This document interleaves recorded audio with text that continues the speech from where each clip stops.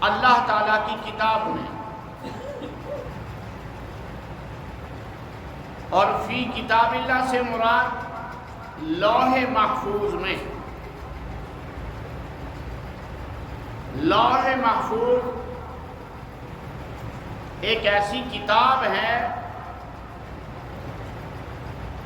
جس میں ما کان و ما یکون، جو ہے اور جو ہوگا، جو ہونے والا ہے، وہ سب لکھا ہوا ہے۔ امتوں کی تقدیریں لکھی ہیں، فیصلے لکھے ہیں، عالم کے حالات لکھے ہیں، کب کیا ہوگا۔ تو اس میں یہ بھی لکھا ہے کہ مہینوں کی تعداد 12 رہے گی۔ یہ کوئی بعد میں نہیں آیا وجود اس کا، مہینے کا، پھر سال کا، پھر صدیوں کا، بلکہ یہ نظام اللہ ذوالجلال والاکرام نے جس وقت آسمان اور زمین کو پیدا کیا، اس وقت سے اللہ تعالیٰ نے یہ نظام مقرر فرمایا، یوم خلق السماوات والارض، آسمان اور زمین کی پیدائش ہوئی، آسمان اور زمین کو اللہ نے بنایا، اور اس میں سورج کی تخلیق ہوئی، چاند کی تخلیق ہوئی، ستاروں کی تخلیق ہوئی۔ سورج کو اللہ نے گردش کا حکم دیا، چاند کو اللہ نے گردش کا حکم دیا، ستاروں کو اللہ نے گردش کا حکم دیا۔ تو اس سے رات اور دن وجود میں آئے۔ رات سورج غروب ہو جاتا ہے، چاند اور ستارے زمین پر اپنی روشنی بکھیرتے ہیں۔ صبح سورج طلوع ہوتا ہے تو چاند اور ستارے سورج کے سامنے بے نور ہو جاتے ہیں، ان کی روشنی زمین پہ نہیں پڑتی، اور ہر چیز کے اللہ تعالیٰ نے فوائد ہر چیز میں رکھے ہیں، ہر چیز کے فوائد مخلوق کے لیے ہیں۔ جیسے آیت میں آیا هو الذی خلق لکم ما فی الارض جمیعا، یہ جو کچھ بھی آسمان اور زمین میں ہے یہ تمہارے نفع کے لیے اور فائدہ کے لیے ہے، سارے کا سارا، جمیعا فرمایا۔ سورج کے اندر بھی اللہ نے نفع رکھا۔ ایک تو یہ کہ دن کو ایسا اجالا عطا فرمایا، ایسی روشنی عطا فرمائی کہ دنیا کی کوئی اور روشنی، کوئی اور اجالا کرنے کا آلہ جو ہے وہ اس کا مقابلہ نہیں کر سکتا۔ بلکہ جو دن میں سورج کی روشنی میں چراغ جلا کے راستے پہ چلتا ہے، اس کو دنیا احمق سمجھتی ہے کہ سورج تو روشن ہے، یہ چراغ جلا کے کیا کر رہا ہے، تو اس کو احمق اور مجنون کہا جاتا ہے۔ تو پہلا فائدہ اس کا یہ کہ پورا دن نورانی، روشن ہی روشن، روشن ہی روشن، کسی اور روشنی کی ضرورت نہیں جہاں سورج چمک رہا ہے۔ پھر اس کی روشنی سے جو غذا ہیں انسانوں کی، چوپایوں کی، وہ پکتی ہیں، وہ مضبوطی اختیار کرتی ہیں، ان کے اندر لطافت آتی ہے، ان میں لذت پیدا ہوتی ہے، اور پھر بہت سارے ایسے جراثیم جو سائنسدانوں نے اب معلوم کیے، جو انسان کے لیے بھی اور دیگر حیوانات کے لیے بھی انتہائی مضر ہیں، وہ جراثیم، اللہ تعالیٰ نے ان جراثیم کی موت سورج کی روشنی کو رکھا اور سورج کی گرمی کو رکھا۔ اگر سورج اپنی گرمی نہ برساتا، اپنی روشنی زمین پہ نہ برساتا، نہ بکھیرتا، تو بہت سارے ایسے جراثیم جو لا تعداد شکل میں ہیں، اللہ کے ہاں تو گنے ہوئے ہیں، میرے اور آپ کے ہاں لا تعداد ہیں کہ ہم گن ہی نہیں سکتے، ہمارے پاس یہ ہندسے ہی نہیں کہ ہم اللہ کی مخلوق کا شمار کر سکیں۔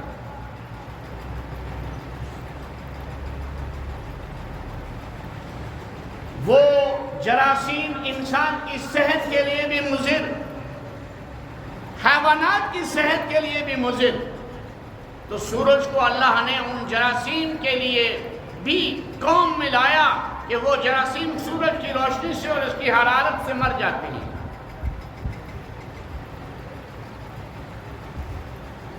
پھر قرآن کریم میں ایک خاص لفظ بھی آیا لِتَبْتَغُوا مِن فَضْلِهِ، کہ سورج آنے کے بعد انسان اپنی روزی روٹی کی تلاش میں نکلتا ہے۔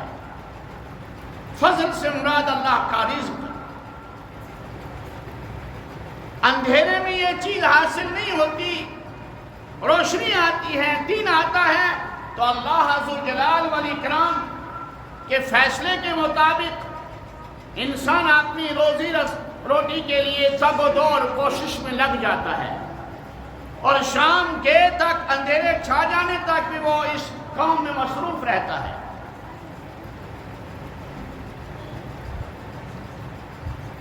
اور ایک فائدہ اس کا یہ بھی کہ اس سے تقویم وجود میں آئی، ایک حساب وجود میں آیا۔ هو الذي جعل الشمس ضياء والقمر نورا وقدره منازل لتعلموا عدد السنين والحساب ما خلق الله ذلك إلا بالحق يفصل الآيات لقوم يعلمون۔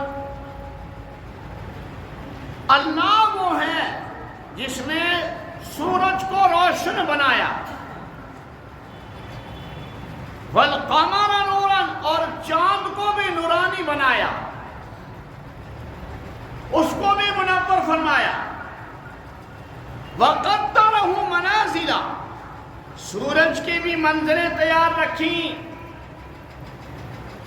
اور چاند کی بھی اللہ نے منزلیں طے فرمائی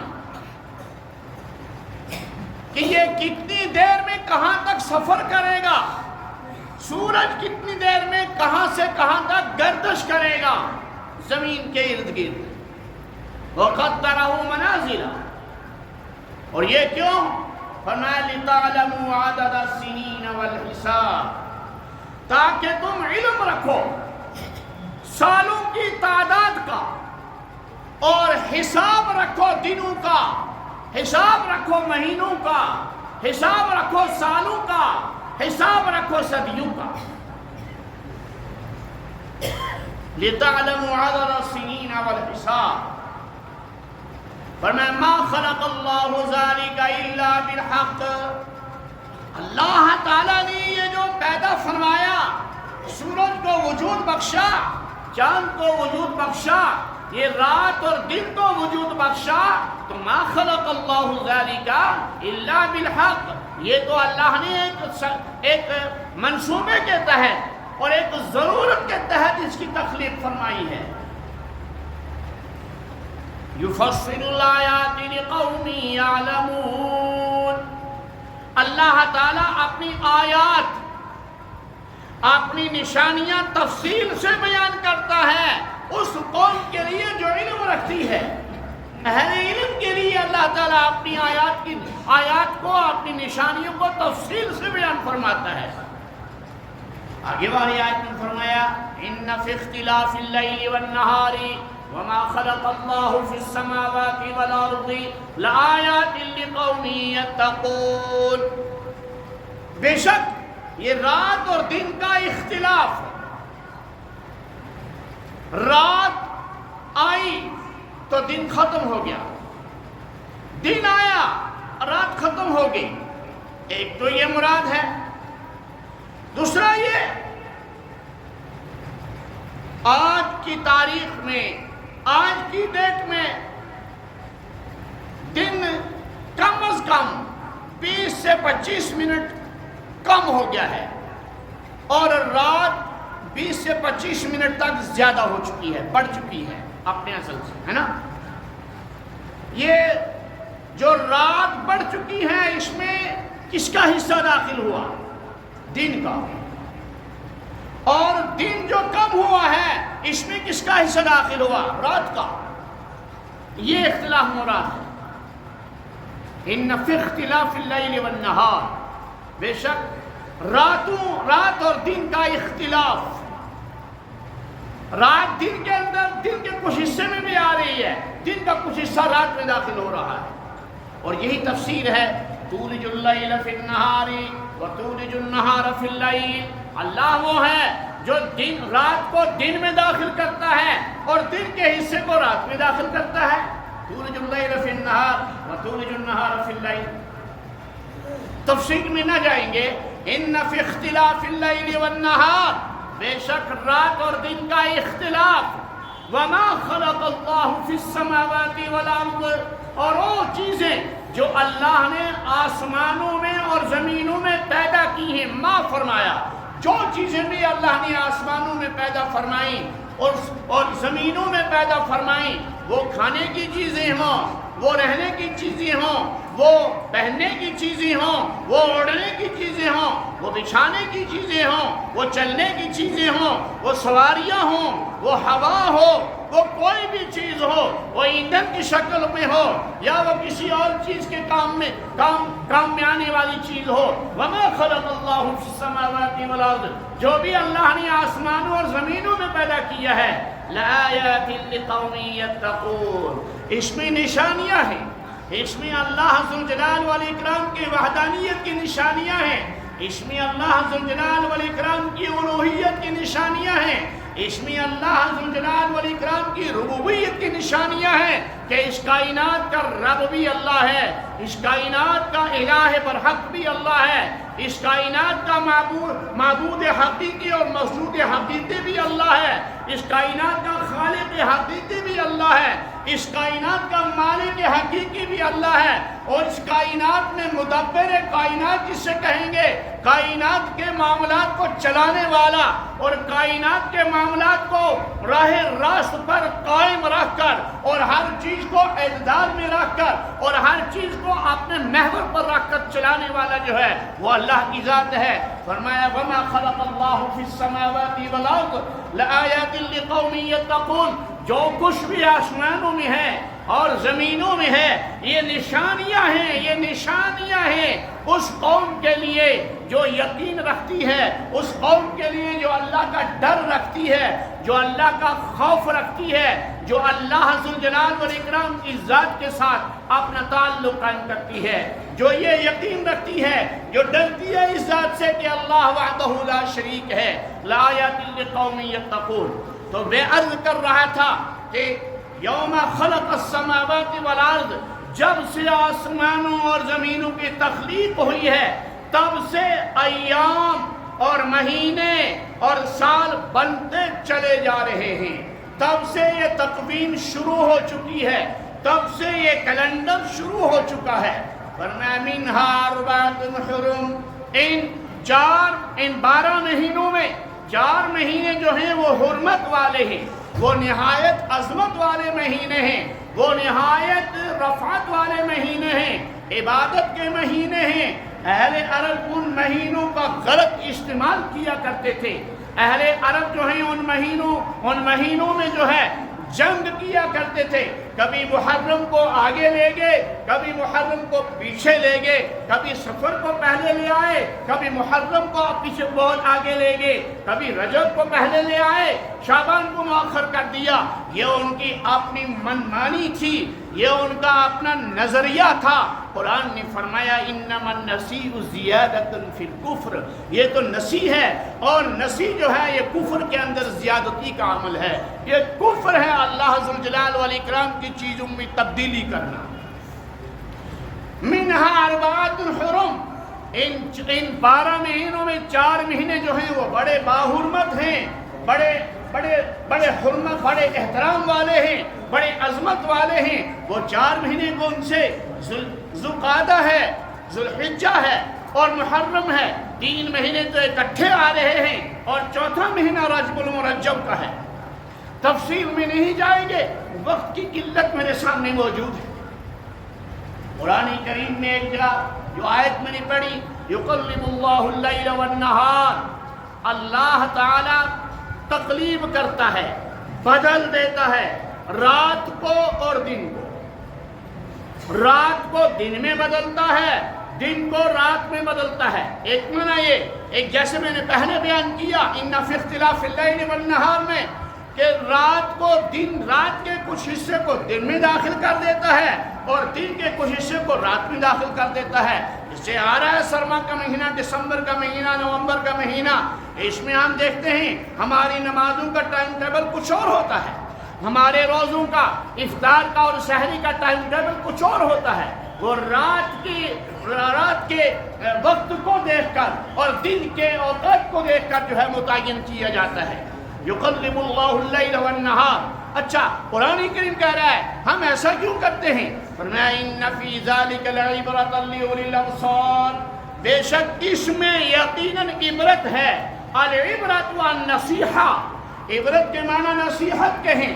ان فی ذلک لعبرۃ، العبرۃ والموعظہ، ان فی ذلک لعبرۃ، یہ حساس دماغ کے لیے، یہ حساس قوم کے لیے، یہ بیدار مغز قوم کے لیے، اولی الابصار کہا، بصیرت رکھنے والی قوم کے لیے، دل کی آنکھ زندہ رکھنے والی قوم کے لیے نصیحت ہے۔ وہ سمجھے کہ یہ کائنات کے اندر جو راتوں کی تبدیلی اور دنوں کی تبدیلی، یہ کائنات میں جو مہینوں کی تبدیلی اور پھر ایام کی تبدیلی اور پھر سالوں کی تبدیلی وغیرہ وغیرہ، یہ ساری چیزیں کیا ہیں اور کون کر رہا ہے، اس کائنات میں تصرفات کس کے چل رہے ہیں، وہ اس نتیجے پر پہنچے گا کہ لو کان فیہما آلہۃ الا اللہ لفسدتا۔